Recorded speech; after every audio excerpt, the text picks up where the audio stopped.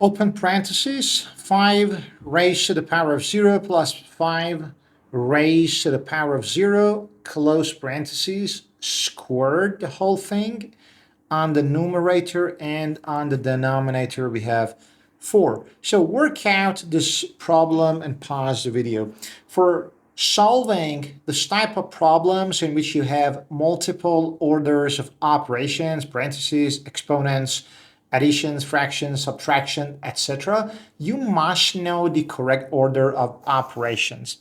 So the correct order is something called PEMDAS. It is an acronym and it stands for P for parentheses, E for exponents, M for multiplication, D for division, A for addition, and finally S for subtraction. And this gives us an arrow of priority. So here we have the highest priority, and here we have the lowest priority. What PEMDAS tells us is that you must go for parentheses at first and do what's inside the parentheses. Then go for exponents. Then go for multiplication and division from left to right because they have the same priority or precedence.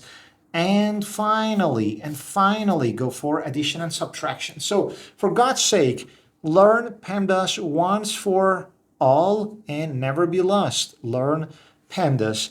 That being said, let's review our original problem. Do we have any parentheses? So ask yourself this question. Yes, we do. So you must do what's inside the parentheses. Forget everything else.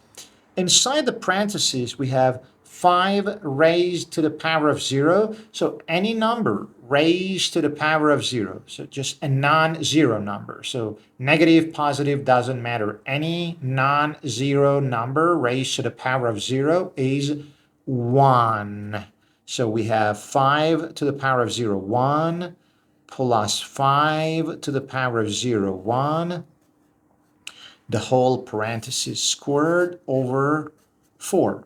We have one more parenthesis to solve. So inside the parenthesis, we have 1 plus 1, which gives us 2, right? So 2, we can now remove the parentheses. 2 to the power of 2 over 4. Now, let's do the numerator, or the top part of this fraction. 2 squared is 4, and then 4 over 4 gives us 1, and that's the only answer. To challenge you further, I tried to complicate this problem a little bit more. I added, there was brackets, I added,